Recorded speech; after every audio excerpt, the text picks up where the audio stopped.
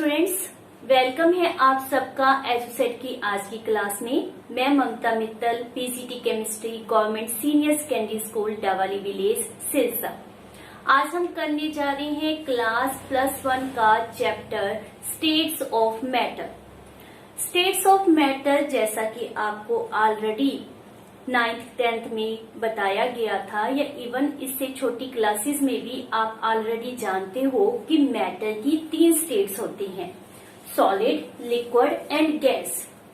Solid which have definite shape and definite volume, for example a glass, जिसकी definite shape होती है, definite volume होता है, उसे हम सॉलिड कहते हैं।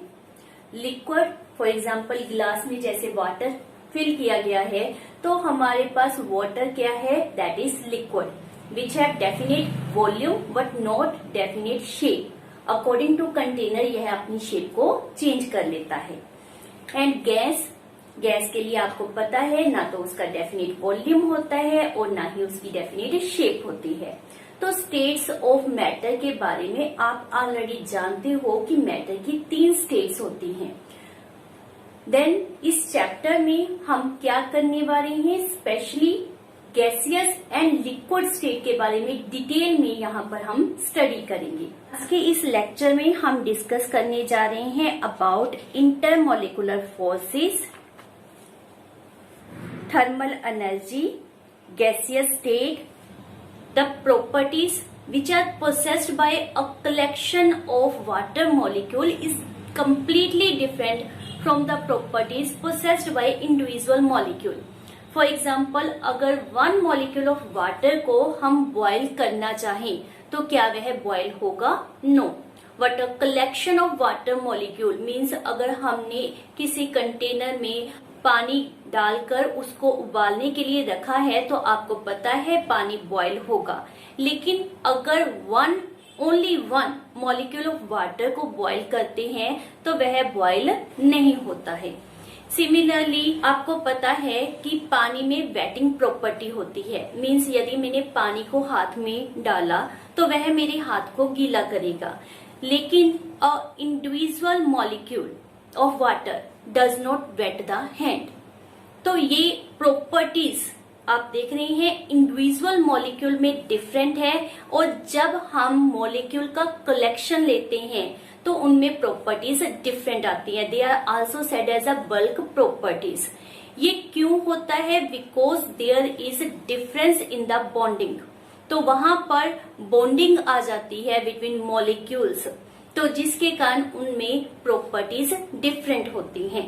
नो डाउट जो केमिकल प्रॉपर्टीज होती हैं they don't change with change in physical state, whether आप सॉलिड, लिक्विड या गैस, किसी भी स्टेट ऑफ मैटर की बात कर रहे हो, chemical properties remain same. But the speed of chemical reaction, you can say rate of chemical reaction जो होता है that change with change in physical state.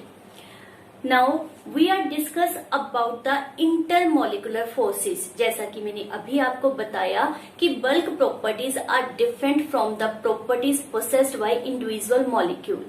तो bulk properties why different? Because of intermolecular forces। तो intermolecular forces क्या है? First of all, intermolecular इसको हम समझते हैं कि what is mean by intermolecule। तो हमारे पास 2 टर्म्स होती हैं, one is known as intramolecule and second is known as intermolecule. Intra means molecule के इनसाइड, तो जो forces with in one molecule lie करती हैं उन्हें हम कहते हैं इंट्रामोलिकुलर फोर्सेस। और जब वन मॉलिक्यूल की दूसरे मॉलिक्यूल के साथ किस तरह की बॉन्डिंग है, उनके बीच में किस तरह की फोर्सेस लग रही हैं, उसके बारे में हम डिस्कस करते हैं, तो उसे हम कहते हैं इंटरमोलिकुलर फोर्सेस। जैसे कि international, international means between 2 nations, inter school between 2 schools. उसी तरह से अब हम बात कर रहे हैं intermolecular forces means the forces which exist between 2 molecules. तो यहाँ पर intermolecular forces are whether attractive और रिपल्सिव, दोनों ही नेचर की हो सकती है, अट्रैक्टिव भी एज वेल एज रिपल्सिव भी। हम यहाँ पर बात कर रहे हैं अट्रैक्टिव फोर्सेस की और उसको नाम दिया जाता है van der Waals force of attraction. Van der Waals force of attraction that is called as van der Waals forces. Van der Waals forces is the name given after the name of scientist that is Johann van der Waals, जिन्होंने ये forces के बारे में हमें बताया था। Van der Waals forces are further of 3 type। कौन कौन सी ये types हैं? First one that is known as London forces और another name is dispersion forces। Second is dipole forces। One is dipole induced dipole forces. तो इनको हम in detail 1 by 1 discuss कर रहे हैं। First one is dispersion forces और London forces. तो ये लंदन फोर्सेस नाम क्यों दिया गया? बिकॉज जो इसकी डिस्कवरी करने वाले साइंटिस्ट हैं उनका नाम था फ्रीडस लंदन। तो उन्हीं के नाम के ऊपर इन फोर्सेस को नाम दिया गया लंदन फोर्सेस। और इनका दूसरा नाम क्या है? Dispersion forces. तो डिस्पर्जन फोर्सेस क्या होती हैं? उस कंसेप्ट को क्लियर करने के लिए हमें अपने पिछले chapter that is chemical bonding की कुछ कंसेप्ट चाहिए, that is polar molecule and non polar molecule. तो वहां पर आपने क्या रीड किया था, थोड़ा सा हम उसके बारे में जान लेते हैं, तभी हमारा यह टॉपिक क्लियर होगा। Polar and non polar molecule. तो नॉन पोलर मॉलिक्यूल्स कौन से होते हैं? यदि आपके पास सिमिलर एटम्स के बीच में बॉन्ड बन रहा है, तो जो उनके बीच में बॉन्डिंग पेयर है, इन 2 हाइड्रोजन के बीच में बॉन्डिंग पेयर है, that is present just between the centre. ये जो बॉन्डिंग इलेक्ट्रॉन है ये इक्वली शेयर अप होंगे विद द बोथ एटम्स। तो इस तरह के मॉलिक्यूल जिनमें बॉन्डिंग पेयर इक्वली शेयर होता है बिटवीन 2 एटम्स, उसको हम कहते हैं नॉन पोलर मॉलिक्यूल। यदि यहाँ पर डिफरेंट टाइप्स ऑफ एटम आपके पास रेफर किए गए हैं, तो which one is more electronegative that will withdraw the bond pair towards itself. तो यह बॉन्ड पेयर बिल्कुल सेंटर में ना होकर जिस तरफ आपके पास मोर इलेक्ट्रोनेगेटिव एलिमेंट है उस तरफ मूव कर जाएगा, दैट मीन्स अनइक्वली शेयर्ड। इसके द्वारा यह बॉन्ड पेयर ज्यादा शेयर किया जाएगा और इसके द्वारा यह कम शेयर किया जाएगा।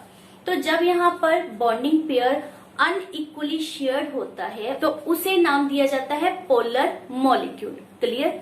तो जहां पर पोलर मॉलिक्यूल होता है वहां पर हम साइन देते हैं जिस तरफ इलेक्ट्रॉन विड्रॉ हुए हैं डेल्टा नेगेटिव, और जिस तरफ इलेक्ट्रॉन प्रेजेंट नहीं है दैट इज डेल्टा पॉजिटिव। तो ये हमारे पास 2 पोल ऑब्टेन हो गए, negative pole and positive pole, और यहीं से हमारे पास टर्म डाइपोल अराइज होती है। तो हमारा जो आज की टर्म हमने डिस्कस करनी है about the van der Waals forces, उसके लिए आपको पोलर मॉलिक्यूल के बारे में नॉलेज होनी जरूरी है, जो आपने ऑलरेडी केमिकल बॉन्डिंग चैप्टर में की है। सो हम इस टाइप के मॉलिक्यूल्स को लेकर चलते हैं जब हम पोलर की बात करते हैं, और जब हम नॉन पोलर की बात करते हैं तो हमारे पास ऐसे मॉलिक्यूल होंगे जहां पर बॉन्डिंग पेयर इक्वली शेयर होगा। अगर हम रेफर कर रहे हैं मीथेन, तो मीथेन भी हमारे पास क्या है? एक non polar molecule. Why? Because इसके बारे में आपने पिछले चैप्टर में रीड किया था कि इनके द्वारा जो डाइपोल ऑब्टेन होता है that is cancel out with the above one. तो यह भी हमारे पास क्या है? Non polar molecule. तो अब आपको क्लियर होगी concept that is what is polar and non polar molecule. Now come back to our topic that is van der Waals forces का लंदन फोर्सेस। लंदन फोर्सेस समझने के लिए लेट्स सपोज हम 2 atom suppose कर लेते हैं A and B. तो obvious है हम इसे ए एटम और इसके क्लोज प्रेजेंट है बी एटम, इस तरह से रिप्रेजेंट कर रही हैं। इन दोनों एटम्स में इलेक्ट्रॉन क्लाउड जो होगा वह सिमेट्रिकली प्रेजेंट होगा, मींस सेंटर में न्यूक्लियस और उसके अराउंड सिमेट्रिकली इलेक्ट्रॉन जो है वो मूव कर रहे होंगे, that is electron cloud. Means यहाँ पर कोई डाइपोल, कोई पोलर मॉलिक्यूल लाई नहीं कर रहा, बिकॉज मैंने कहा यहाँ पर भी सेंटर में आपके पास, लेट्स सपोज यहाँ पर हम सेंटर में क्या रेफर कर देते हैं, पॉजिटिव, और इसके अराउंड क्या है, नेगेटिव का इलेक्ट्रॉन क्लाउड। सिमिलरली यहाँ पर भी हमारे पास क्या है, बी मॉलिक्यूल में positive and this is electron cloud. परंतु for a small instant of time के लिए हम यह मान लेते हैं कि इसका जो इलेक्ट्रॉनिक डिस्ट्रीब्यूशन है that become unsymmetrical, means it become like this one. तो इसका जितना नेगेटिव चार्ज था, मीन्स इलेक्ट्रॉन क्लाउड था, that is come on one side, वो सारा का सारा एक साइड आ गया, और जो इसका पॉजिटिव पार्ट था that move on the other side. ये चीज परमानेंट नहीं है, for a small instant of time के लिए लेट्स सपोज यहाँ पर यह आ जाता है। इस तरह से अराइज हुए डाइपोल को हम नाम क्या देंगे, टेम्परेरी डाइपोल या फिर मोमेंटरी डाइपोल, बिकॉज हम ये मानकर चल रहे हैं कि यह dipole for a small instant of time के लिए बना है। इसके इफेक्ट के कारण इसके साथ जो बी एटम है उसमें भी चेंजेस आ जाएंगी। किस तरह से चेंजेस आ जाएंगी, उसमें भी डाइपोल अराइज हो जाएगा। वाई, बिकॉज इसका नेगेटिव एंड इसके पॉजिटिव एंड को अट्रैक्ट करेगा।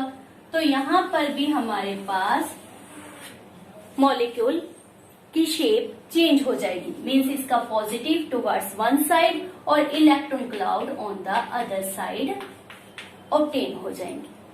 सो यहाँ पर आपका delta positive, negative, positive, negative, इसको हमने नाम दिया था टेम्पररी डाइपोल, और इसके इफेक्ट के कारण यहाँ पर डाइपोल अराइज हुआ। तो इसे हम नाम क्या देंगे, क्योंकि यह इसके इफेक्ट के कारण अराइज हुआ है, तो named as induced momentary dipole. तो ऑब्वियस है इसका नेगेटिव एंड इसके पॉजिटिव एंड को अट्रैक्ट करेगा। एज ए रिजल्ट हमारे पास जो फोर्सेस डिवेल्प होंगी, जो अट्रैक्टिव फोर्सेस डिवेल्प होंगी, उसे हम नाम क्या देंगे, लंदन फोर्सेस का। यहाँ पर स्पेशली जो टर्म आपने माइंड में रखनी है कि these forces are temporary in nature, ये परमानेंट नहीं होती, for a small instant of time यह डिवेल्प हो जाती हैं। यह हमने एटम सपोज किए थे, atom like the noble gases like neon, helium, वहां पर भी इस तरह की फोर्सेस प्रेजेंट होती हैं, that is the London forces और dispersion forces. If we are suppose that here is molecule, then also similar nature से आप प्रूव कर सकते हो कि between two molecules which are non polar in nature that also possess van der Waals forces, that is the London forces. उनमें भी attraction forces लाई करती है और उसे नाम क्या देते हैं, डिस्पर्जन फोर्सेस का। ये फोर्सेस ऑलवेज अट्रैक्टिव नेचर की होती हैं। इनका जो मैग्नीट्यूड है दैट डिपेंड अपॉन कितने ये पोलर हुए हैं, इनकी पोलराइजेबिलिटी के ऊपर डिपेंड करता है।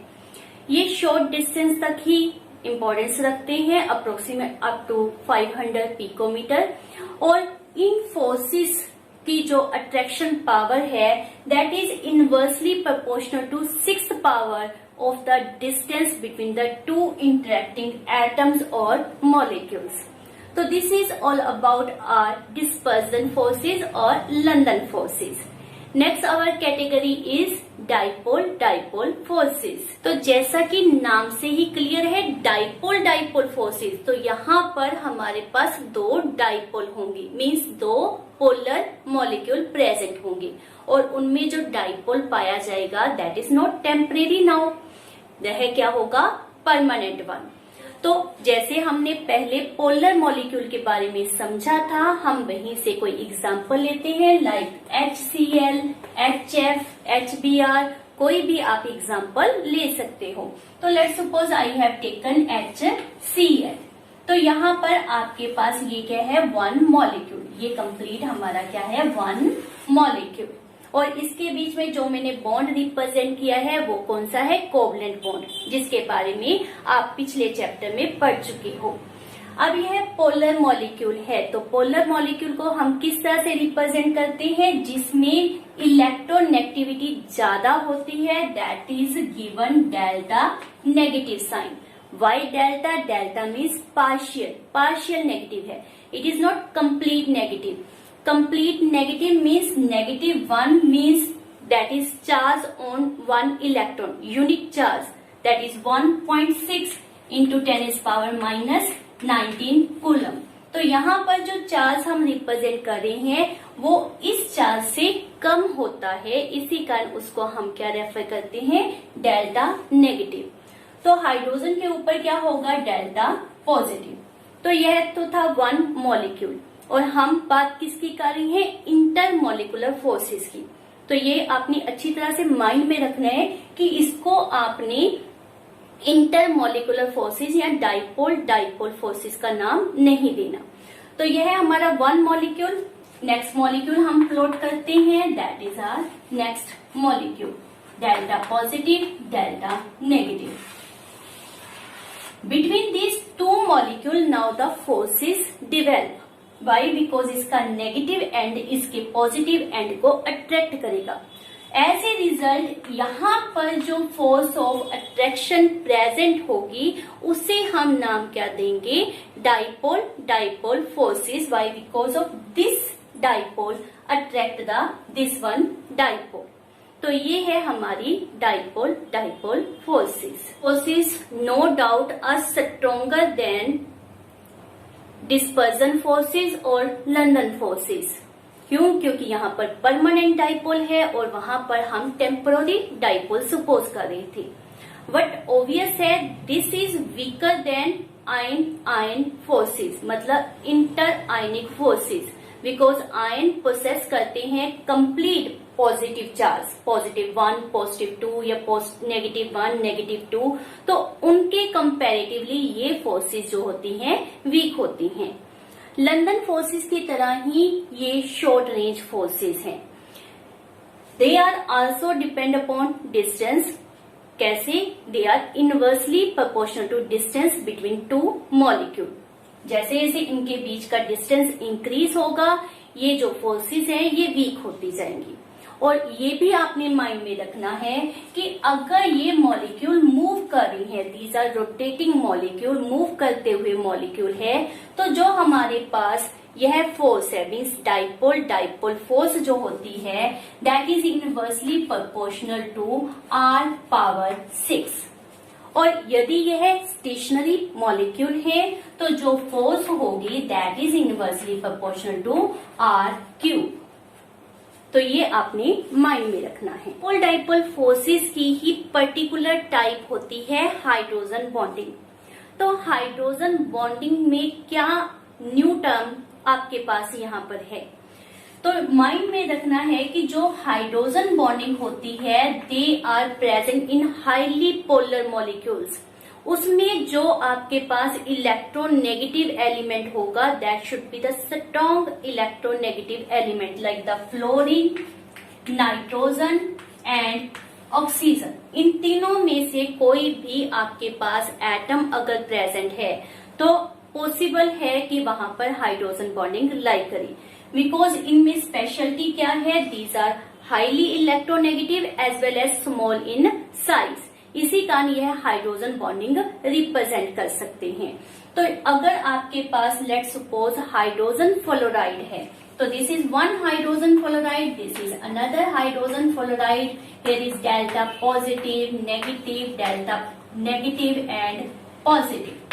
तो यहाँ जो फोर्स लाई करेगी आपके पास स्पेशल केस होगा, उसको हम नाम क्या देंगे, hydrogen bonding, which is a particular type of dipole force. यह मोस्ट स्ट्रोंगर होती है in comparison of other dipole. इसी तरह से वाटर H2O, वहां पर भी हमारे पास जो आइस में ओपन केस लाइक स्ट्रक्चर बनता है because of hydrogen bonding. Similarly, in ammonia, one ammonia molecule is bonded with another ammonia molecule with the help of hydrogen bonding. तो because of this type of strong bonding होने के कारण hydrogen bond भी compound की properties को highly effect करता है। इसके कारण इन केसेस में नॉर्मली आप देखोगे कि जो इनका बॉइलिंग पॉइंट है वो दूसरे कंपाउंड के कंपैरेटिव अधिक होता है। वेल एज स्ट्रक्चर डिटर्मिनेशन में भी हाइड्रोजन बॉन्डिंग बहुत इंपॉर्टेंट रोल प्ले करता है। नो डिटेल किस तरह से हमारे पास hydrogen bonding structure as well as properties को इफेक्ट करता है वो आप पी ब्लॉक चैप्टर में डिटेल में पढ़ेंगे। Next is dipole induced dipole forces. तो यहाँ पर भी आपको नाम से क्लियर हो रहा है कि यहाँ पर one is dipole and second is non polar, means that doesn't possess any dipole. For example हमारे पास this one a molecule having dipole, इस तरफ इसका हम नेगेटिव एंड ले लेते हैं और यहाँ पर है पॉजिटिव एंड। इसके ही साथ में प्रेजेंट है one molecule which is non polar, इसीलिए हम इसको सिमेट्रिकली रिप्रेजेंट कर रहे हैं। यहाँ पर इलेक्ट्रॉन क्लाउड है और यहाँ पर क्या है पॉजिटिव चार्ज, और यहाँ इस केस में सेंटर में आपके पास positive charge and negative electron cloud is uniformly distributed. परंतु क्या होगा, बिकॉज ऑफ इट्स प्रेजेंस यहाँ पर जो इलेक्ट्रॉन क्लाउड का डिस्ट्रीब्यूशन है that will deform. Because of its negative charge इसका पॉजिटिव चार्ज अट्रैक्ट होगा, जिसके कारण हमारे पास यहाँ पर भी डाइपोल अराइज हो जाएगा। This one positive and this one negative. तो यहाँ पर पार्शियल पॉजिटिव एंड यहाँ पर पार्शियल नेगेटिव चार्ज अराइज हो जाएगा सिमिलर टू दिस वन। तो यहाँ पर क्या था हमारे पास परमानेंट डाइपोल, लेकिन ये परमानेंट डाइपोल नहीं था, यह है नॉन पोलर मॉलिक्यूल था। बिकॉज ऑफ इट्स प्रेजेंस यहाँ पर आपके पास डाइपोल अराइज हुआ, इसी कारण हम इसको नाम क्या देते हैं, इंड्यूस्ड डाइपोल मोमेंट। तो अब इन दोनों में जो अट्रैक्शन फोर्सेस लाई करेंगी उसे हम क्या रेफर करेंगे, डाइपोल इंड्यूस्ड डाइपोल फोर्सेस। ये फोर्सेस भी दूसरी फोर्सेस की तरह डिस्टेंस के ऊपर डिपेंड करती हैं। They are inversely proportional to r⁶।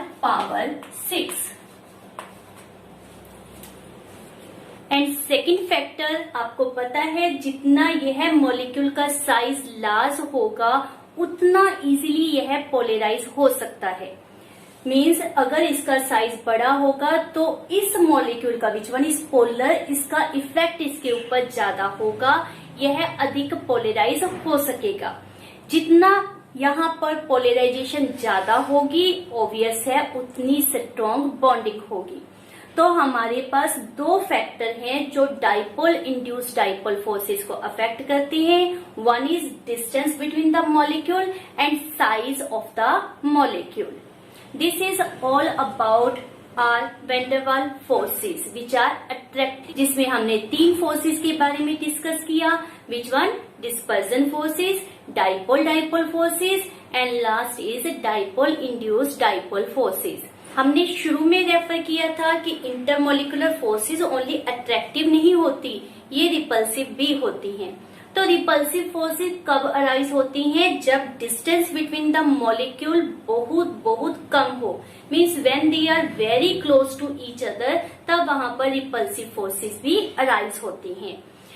ये ऐसे रिजल्ट क्या होगा कि electronic charge come very close to each other, their nucleus come also very close to each other.